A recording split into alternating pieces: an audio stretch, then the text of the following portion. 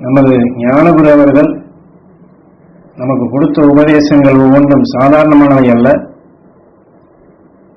எத்தனை பேர் குடும்பங்களை சந்தித்து எத்தனை பேர் நிலைகளை நேரடியாக குரு வழியில் அனுபவபூர்வமாக பெற்றதைத்தான் உணர்த்துகின்றார்கள். இன்று நாம் வாழக்கூடிய அனைவருமே சொத்தை சம்பாதிக்க வேண்டும், எல்லோரும் சந்தோஷமாக வாழ வேண்டும்,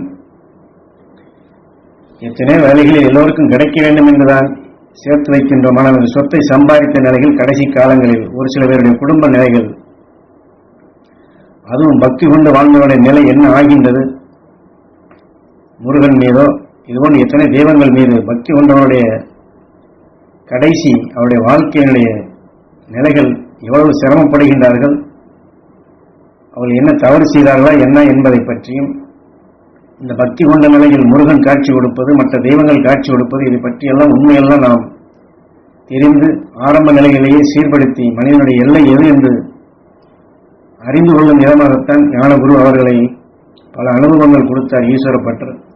அத்தகைய ஒரு அனுபவத்தை தான் இந்த உபதேசத்திலே குரு வெளிப்படுத்துகின்றார். என்றால் இதையெல்லாம் நாம் அவசியம் தெரிந்து கொள்ள வேண்டும். என்றால் நாம் சுற்றுப்பயணம் செய்த காலங்களில் இதையெல்லாம் கண்கூடாக கண்டது என்று குரு பலமுறை சொல்லியுள்ளார். அது இறந்த பக்தி கொண்ட ஆன்மாக்கள் பக்தி கொண்ட உடலில் புகுந்த பின் எப்படியெல்லாம் அவஸ்தைப்படுகின்றார்கள், அவருடைய எண்ணங்கள் என்னவெல்லாம் ஆகின்றது என்பதை குரு எமக்கு காட்டினார். அதனால் இது ஒரு கிராமம், ஒரு அம்மா இருந்தது, அது முருக பக்தர். இந்த அம்மாவுக்கு சொத்து அதிகம், ஆனால் எல்லாவற்றையும் உயில் எழுதி கொடுத்து விட்டது. குருநாதர் என்னை அந்த அம்மா இருந்த இடத்திலே அந்த திண்ணையிலே தான் உட்கார சொன்னார். என்னால் அந்த அம்மாவால் எழுந்து நடக்க முடியாது. அந்த அம்மாவிற்கு 70 வயது இருக்கும். எல்லாம் தனியாக இருக்கின்றது, புலம்பிக் கொண்டு இருக்கின்றது. காரணம், அந்த அம்மா எழுதி வைத்த உயில் அவர்களுக்கு ஒத்துக்கொள்ளாதபடியால் சொத்து எல்லாவற்றையும் மற்றவர்களுக்கு கொடுக்கும்படியாக இருப்பதால் பறித்து கொண்டு அந்த அம்மாவை அனாதை ஆக்கிவிட்டார்கள், ரோட்டிலே தூக்கி போட்டு விட்டார்கள். ஆகையினால் தான் அந்த திண்ணையிலே அமர்ந்து இதை கதையெல்லாம் கேட்கும்படி சொன்னார். அது புலம்ப ஆரம்பிக்கிறேன், என்னிடமிருந்து சொத்தையெல்லாம் பறித்து கொண்டார்களே, என்னை அனாதை ஆக்கிவிட்டார்களே, செல்வமும் செருக்கும் இருக்கும்போது என் மடி மீது நீ உட்கார்ந்து விளையாடுவாயே முருகா, இப்பொழுது நீ எங்கேடா போனாய்? செல்வம் இருப்பவர்களைத்தான் நீ பார்ப்பாயா?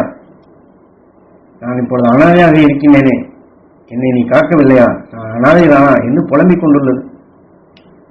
ஆனால் உடலெல்லாம் மலத்தால் சூழ்ந்து அசிங்கமாக வைத்திருக்கின்றால் அந்த அம்மா நடக்க முடியாது. ஆனால் வசதி வாய்ப்பு எல்லாம் இருந்து சந்தோஷமாக வாழ்ந்த அம்மா அது. அந்த அம்மா வீடு பெரியது, சொத்துகளும் அதிகம். ஆனால் நோய்வாய்ப்பட்ட பின் இதை காக்க முடியாது என்று அவர் சாலையில தூக்கி போட்டுவிட்டு போய்விட்டார்கள். அது புலம்ப ஆரம்பிக்குது, முருகா, நான் நினைக்கும் பொழுதெல்லாம் மரம் கொடுத்தாயே, நான் சொல்வதற்கெல்லாம், நான் யாருக்கெல்லாம் சொல்லணும் அவர்களுக்கெல்லாம் நல்லது செய்தாயே, எனக்கு நல்ல வழியை காட்டினாயே, ஆனால் என்னிடம் இப்பொழுது செல்வம் இல்லை என்று நீ கூட வராமல் போய்விட்டாயேட, என்னடா முருகா என்று இப்படி புலம்பிக் கொண்டிருக்கிறது. நான் அவர்களுக்கெல்லாம் நல்லதானே செய்தேன், எனக்கு சொத்து வேண்டாம், ஆனால் அவர்கள் இப்படி செய்கின்றார், நீ இருந்தால் மட்டும் போதும் முருகா, என்னை இந்த நிலைக்கு ஆளாக்கி விட்டார்கள், நான் அசிங்கமான நிலையில் இருக்கின்றேன், இப்படி நான் இருப்பதை என்னை கவனிப்பதற்கு நீ கூட வரவில்லையே, இந்த அசிங்கத்தை பார்த்து நீ கூட விலகிவிட்டாயா என்று இப்படி வரிசையாக புலம்பிக் கொண்டிருந்தது. 2 மணி நேரம் அந்த அம்மா சொல்வதை குருநாதர் அந்த திண்ணையில் அமர்ந்து என்னை கேட்கும்படி செய்கிறார். பின் அந்த வீட்டை திறந்து கதவை திறந்து உள்ளே போனேன். குருநாதர் சொன்னார், அந்த அம்மாவை கிணற்றிலே குளிக்க வைத்து துணிகளை எல்லாம் துவைத்து கொடுக்க சொன்னார். செய்தேன். பின் ஆசீர்வாதம் கொடுத்தேன். மனது அந்த அம்மாவுக்கு கொஞ்சம் தெளிவடைந்தது. முருகா, நீ வந்து விட்டாயா? நீ இந்த ரூபத்தில் வருவாய் என்று எனக்கு தெரியவில்லையப்பா என்று முருகனைத்தான் அப்பொழுதும் நினைக்கின்றது. என் பிள்ளை மாதிரி என் மடி மீது அமர்ந்து விளையாடுவாயே, இப்பொழுது பெரிய ஆளாக அல்லவா இருக்கின்றாய், நீ திருடனப்பா என்று சொல்லுகின்றது. அப்பொழுதுதான் நான் சொன்னேன், நான் முருகன் இல்லையம்மா, சாதாரண மனிதன் தான். நீ முதலில் முருகன் வந்தான் என்று சொல்லுகின்றாயே, இப்பொழுது ஏன் வரவில்லை என்று கேட்டேன். என்னால் அந்த அம்மாவுக்கு அதை பற்றியெல்லாம் தெரியாது. மந்திர வழியால் எடுத்துக்கொண்ட உணர்வுகள் அந்த உடலில் சிக்கப்பட்டு அது முருகன் மீது பக்தியாக சென்ற ஆன்மாக்கள் இறந்த பின் இப்படித்தான் உடலுடன் உடல்ல அந்த பக்தி யார் கொள்கின்றார்களோ அவர் உடல்ல புகுந்து அவர்கள் நோய்வாய்ப்படும் பொழுது கடைசியில் இப்படி கவனிக்காமல் விட்டார்களே என்று புலம்பும் பொழுது முருகனை போன்று காட்சி தருவதும் பல நிலைகளை செய்வதும் இது எல்லாம் கடும் நோயாக எப்படி வருகின்றது என்பதை இங்கே சொன்னார். இதெல்லாம் எமக்கு காட்டுகின்றார். சமுதாயத்தில் அவர் குடும்பத்தில் அந்த வயதான அம்மா மீது எப்படி வெறுப்படைந்தார்களோ, வெறுப்பினால் சேர்த்து வைத்த சொத்தைத்தான் அவளால் பறிக்க முடிந்தது. ஆனால் அந்த சந்தர்ப்பத்தில் முருகன் அவர்களை காக்கவில்லை, அந்த அம்மாவையும் காக்கவில்லை. செல்வத்தை பெற்றும் சந்தோஷமாக இருப்போம் என்ற நிலை இல்லை. ஏனால் எப்பொழுது அவர் மடிவார், அவர் இறந்துவிட்டால் சொத்தை எல்லாம் அபகரித்துக் கொள்ளலாமே, தான் அனுபவிக்கலாமே என்றுதான் எதிர்பார்த்துக் கொண்டிருக்கின்றார்கள். ஏன்னா அவர்கள் போய்விட்டால் தன் இஷ்டத்திற்கு செய்துவிடலாம் அல்லவா? காரணம் என்ன என்றால், உயிரோடு இருக்கும் பொழுது சொத்தை எல்லாம் யாருக்காவது எழுதி வைத்து விட்டால் என்ன செய்வது? ஏன்னா இதெல்லாம் ஒரு சிலர் தெரிந்து வைத்துக் கொள்கின்றார்கள். உயிர் எழுதுவது சொத்து தன் கைக்கு வராது போல மற்றவர்களுக்குத்தான் சேர்ந்துவிடும் என்றால், இந்த அம்மாவுக்கு குடும்பத்தில் நடந்தது போன்று சில குடும்பங்களில் இன்னும் நடந்து கொண்டுதான் இருக்கின்றது.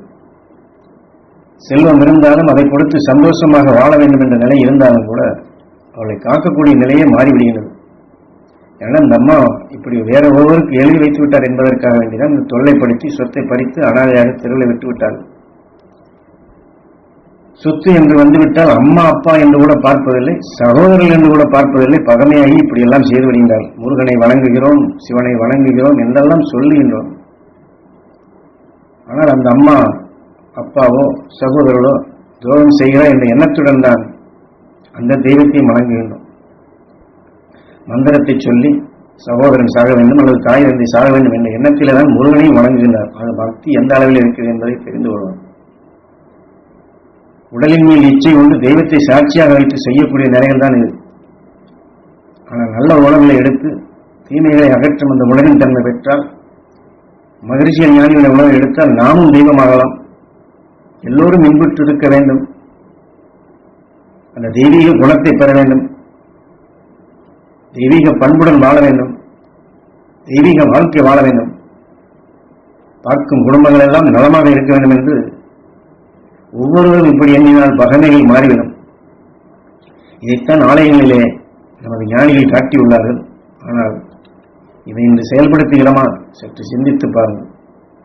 பக்தி என்ற பெயரில் ஆலயத்திற்கு சென்றாலும் தன் ஆசை நிலையில் கொண்டு சந்தர்ப்பத்தால் சாமியையோ சாமி சிலையோ படத்தையோ திரும்ப திரும்ப பார்த்து பதிவாக்கி கொண்டால் அவைகள் தான் தெய்வமாக காட்சி தருகின்றது. மற்ற எல்லாமே இப்படி மனிதனுடன் பழகிய நிலையில் மனித வாழ்க்கைக்குத்தான் பயன்படுகின்றது. தான் எண்ணியது நடக்கவில்லை, கிடைக்கவில்லை என்றால் உடனே வேதனை வருகின்றது.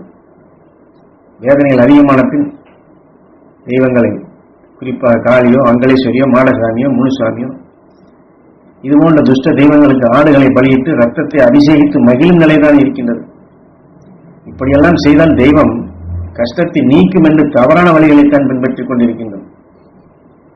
தவறின் நிலையில் வாழ்ந்து உடலை விட்டு பிரிந்தால் அசுர உணர்வு கொண்டு எந்த குலதெய்வம் துஷ்ட தெய்வம் என்று சொல்லி மாடனும் மொழியன் என்று சொல்லுகின்றோமோ அந்த உடல் இதுபோன்ற இலைகளுக்கு எடுத்துச் சென்று ஆவியாக சென்று ஆட்டி படைக்கும். அதை நாம் வணங்கும் முறையில் ஏதோ உடலுக்கு பின் உயிருடன் ஒன்றி வெளியே செல்லப்படும் பொழுது எந்த தெய்வத்தை வணங்கினோமோ அந்த உடல் தான் காட்சியாக மட்டுமல்ல, கடைசியிலே அந்த உடலில் எப்படி அவதிப்பட்டு நோயாகி நரக வேதனைப்பட்டு இறந்ததோ இதுவே அடுத்த உடலுக்குள் சென்று அடுத்த உடலையும் பக்தி ஒன்று தெய்வத்தின் மேல் நான் அவ்வளவு தெளிவான பக்தியோடு நான் வாழ்கின்றேன் என்று சொல்வதை உடல்களிலே கடைசியில் இப்படித்தான் நோயாகி வேதனையாகி அவர்களை சின்ன பின்னமாக்குகின்றது. இதெல்லாம் குருநாதர் நேரடியாக எனக்கு காட்டப்பட்ட நிலைகள். ஆகவே வாழக்கூடிய காலத்திலே ஞானிகள் காட்டியவை தெய்வீக பண்புகள் எது என்பதை உணர்ந்து அதை வளர்த்து அதை எல்லோருக்கும் கிடைக்க செய்து அந்த உணவை வளர்த்தால் இந்த சமுதாயத்தின் நிலைகள் சீர்படும். ஏனால் எல்லாமே மனிதனுக்குள் உருவாக்கப்பட்ட நிலைகள் தான் இன்று இயங்கிக் கொண்டுள்ளது. ரிஷிகள் ஞானிகள் காட்டிய நிலைகள் இல்லை.